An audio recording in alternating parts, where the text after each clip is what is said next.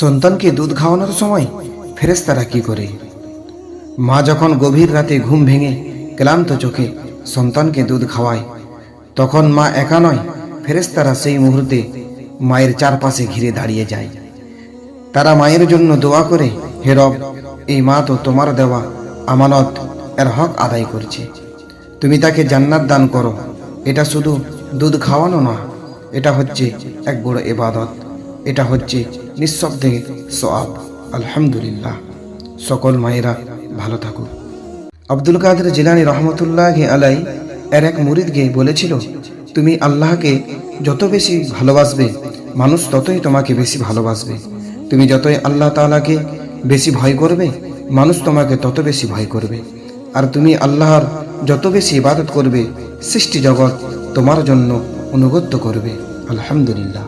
জাহান্নাম যা দিয়ে তৈরি করা হয়েছে, আগুন দিয়ে, যা পৃথিবীর আগুনের চেয়েও 70 গুণ বেশি তীব্র ও ভয়ানক। ভয়ঙ্কর আগুন, ফুটান্ত পানি, বিষাক্ত কাঁটা, ধোঁয়া ও গরম বাতাস। আল্লাহ বলেন, তোমরা ভয় করো সেই আগুনকে, যা জ্বালানি হবে মানুষ ও পাথর। সূরা বাকারা। তুমি বড় হয়ে গেলে আর বুকে নিয়ে ঘুম পাড়াতে পারবো না। সকাল সকাল ময়লা কাপড়গুলো আর যত্ন করে ধুতে হবে না। তোমার জন্য শখ করে আর খেলনা কেনা হবে না। তোমার জন্য আর রাত জাগতে হবে না। এগুলো ভাবলে নিজের অজান্তেই চোখ দিয়ে পানি গড়িয়ে চলে আসে। কেনে না, এই কাজগুলো একমাত্র আমাদের প্রাণপ্রিয় মাই করতে পারে। তাই সকলে আমাদের প্রাণপ্রিয় মায়ের জন্য একটা লাইন লিখে যাবেন। ঘুমন্ত মানুষের আত্মা কোথায় যায়? ইয়া রাসূলুল্লাহ, এর ব্যাপারে কি বলতে পারবেন? বিশ্বনবী বললেন, মানুষ ঘুমালে তার আত্মা আকাশে চলে যায় আল্লাহকে সেজদা করতে। যে ব্যক্তি পবিত্র অবস্থায় ঘুমায়, সে আল্লাহর আরশের কাছেই সেজদা করে। যে অপবিত্র অবস্থায় ঘুমায়, সে আরশ থেকে দূরে গিয়ে সেজদা করে। তাছাড়া পবিত্র অবস্থায় ঘুমালে একজন ফেরেশতা সারা রাত তাদের মাথার কাছে বসে আল্লাহর কাছে ক্ষমা প্রার্থনা করতে থাকে। সুবহানাল্লাহ। উমর ইবনুল খাত্তাব রাদিয়াল্লাহু তাআলা আনহু তিনি সর্বদা বলতেন, যদি আকাশ থেকে একটি ঘোষণা আসে যে সকলেই জান্নাতে যাবে কেবল একজন ছাড়া, আমি ভয় করব সেই একজন আমি যেন না হয়। কবর ও কিয়ামতের ভয় তাকে কাঁপিয়ে রাখত, যদিও তিনি ছিলেন জান্নাতের সুসংবাদ প্রাপ্তদের একজনা।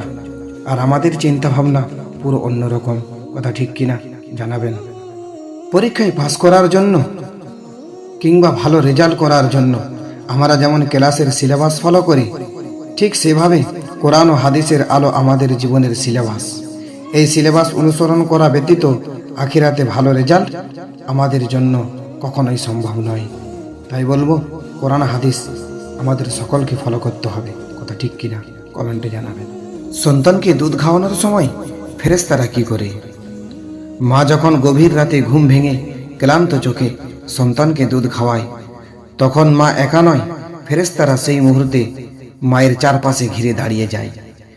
তারা মায়ের জন্য দোয়া করে, হে রব, এই মা তো তোমার দেওয়া আমানত, এর হক আদায় করছে, তুমি তাকে জান্নাত দান করো।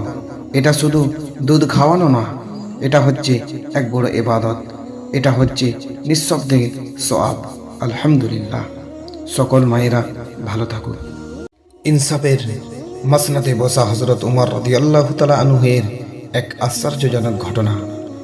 একদিন হযরত উমর রাদিয়াল্লাহু তাআলা আনহু মসজিদে নববীতে খুতবা দিচ্ছিলেন।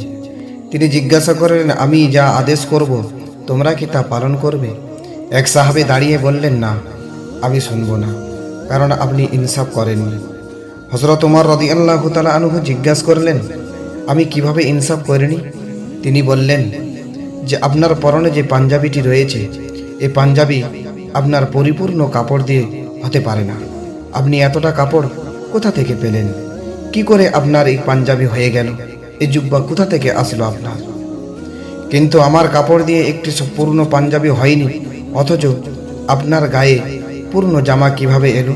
হযরত উমর রাদিয়াল্লাহু তাআলা আনহু বললেন, শুনেন, এই প্রশ্নের উত্তর আমি দেব না, আমার ছেলে আব্দুল্লাহ দেবে। তখন আব্দুল্লাহ রাদিয়াল্লাহু তাআলা আনহু দাঁড়িয়ে বললেন, আমার প্রাপ্ত কাপড়টি আমি আমার বাবাকে দিয়েছি। এরপর তিনি একটি পূর্ণ জামা বানিয়েছেন। তখন সেই ব্যক্তি বললেন, এখন আপনি খুতবা দিতে পারেন, এখন আমি শুনব। এটাই ছিল ইসলাম। কেননা কখনো উমর রাদিয়াল্লাহু তাআলা আনহু বেইনসাফ করেন না। ইসলামের নাজনাতে বসেও তিনি সর্বদা ইসলামের জন্য ইনসাফ করে গিয়েছেন। উমর রাদিয়াল্লাহু তাআলা আনহু কখনো রাজত্বের টাকা ভোগ করতেন না।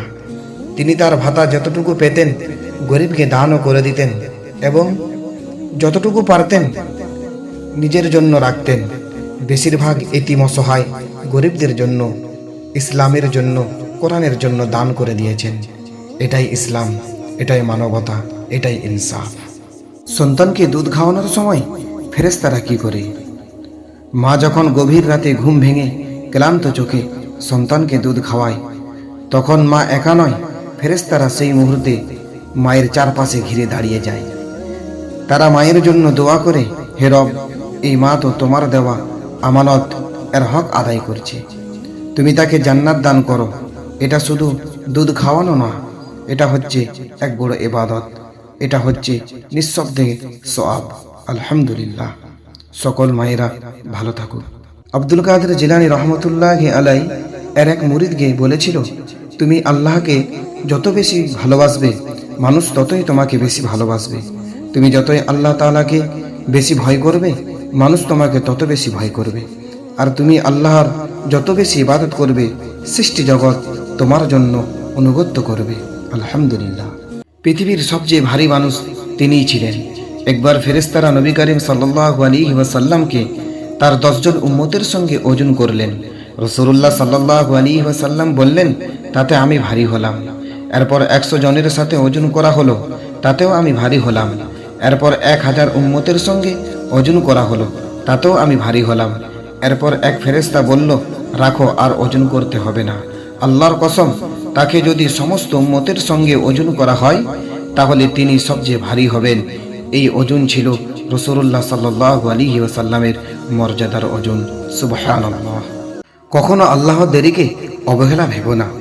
যখন তুমি দোয়া করো আর মনে হয় কিছুই ঘটছে না, তখন মনে রেখো আল্লাহর কাছে সময়ের কোনো সীমা নেই। তুমি আজ চাইছো, কিন্তু আল্লাহ জানেন কাল তুমি সেটা সহ্য করতে পারবে না। তাই তিনি দেরি করছেন, তোমার প্রস্তুত করছেন, তোমার ভেতরটা গড়ে তুলছে।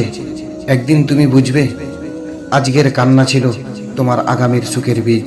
তাই হতাশা হয়েও না, শুধু বলে যাও, হাসবি আল্লাহ, আল্লাহ আমার জন্য যথেষ্ট। সে কখনো মরে না। মাওলানা রুমি রহমতুল্লাহ আলাই বলেছিলেন, আমি প্রভুকে বললাম, আমি তোমাকে জানার আগে মরব না। এ যেন মানুষের আত্মার গভীরতম অতি মৃত্যুর ভয় নয়। ভয় হলো প্রভুকে না চিনেই মরে যাওয়া। প্রভু উত্তর দিলেন, যে আমাকে জানে সে কখনো মরে না। দেখো, হয়তো মাটিতে মিশে যাবে, কিন্তু যে প্রভুকে সত্যিকার চেনে ও ভালোবাসে তার আত্মা অমর হয়ে যায়। এ যেন আকাশ থেকে নামা এক প্রতিশ্রুতি। তুমি আমাকে খুঁজে নাও, ভালোবাসো, আমি তোমাকে মৃত্যুর পরও বাঁচিয়ে রাখব। প্রভুকে চেনা মানে জীবনকে চেনা, আর মৃত্যু নয়, ভয়কে জয় করতে শিখো। তুমি যত ভালো হও না কেন, সবার কাছে প্রিয় হতে পারবে না। মানুষ না মরা পর্যন্ত কেউ কাউকে ভালোই বলে না। মানুষের কাছে ভালো সাজবার কোনো দরকার নেই। হ্যাঁ, কোনো দরকার নেই। শুধু একমাত্র আল্লাহর কাছে ভালো থাকুন, আল্লাহর কাছে ভালো রাখুন। আল্লাহর সঙ্গে কৃতজ্ঞতা প্রকাশ করুন। নিজের কাছে নিজে সৎ থাকার মধ্যে যে মানসিক শান্তি, তা পৃথিবীর আর কোথাও পাবে না। একমাত্র এই শান্তি আমার আল্লাহই দিতে পারে, আর কেউ দিতে পারে না। হারিয়ে যেও না হতাশায়। আজ তুমি ক্লান্ত, ভাঙা, নিরাশ, কিন্তু মনে রাখো আল্লাহ তোমার কষ্ট দেখছে, তোমার কান্নাও শুনছে। যা কিছু হারিয়েছ তার চেয়েও ভালো কিছু দিয়ে তিনি পূর্ণ করবে। তোমার পরীক্ষা যত কঠিন, পুরস্কার তত বড়। তাই কান্না থামাও না, বরং সেজদায় আরো গভীর হয়ে কান্না করো। আল্লাহ ইচ্ছাগুলো ইনশাল্লাহ পূরণ করে দেবে। জেনে রাখো, যদি পুরো দুনিয়ার মানুষ একত্রিত হয়ে তোমার উপকার করতে চায়, তারা কিছুই করতে পারবে না যতক্ষণ না আল্লাহ তা তোমার জন্য লিখে রেখেছে। আর যদি তারা তোমার ক্ষতি করতে চায়, তবুও কিছুই করতে পারবে না যতক্ষণ না আল্লাহ তা তোমার জন্য লিখে রেখেছে। তাই আল্লাহর প্রতি বিশ্বাস করুন। মানুষ কি বলল, এতে কান দেওয়ার দরকার নেই। কথা হজম করতে শিখুন, এটা অনেক বড় গুণ, আপনাকে জীবনে জিতাতে সাহায্য করবে। কখনো তর্কে জিততে যাবেন না, এটা সবচেয়ে বড় অপচয়। আপনাকে যারা বিশ্বাস করে না তাদের চিন্তা বাদ দিন।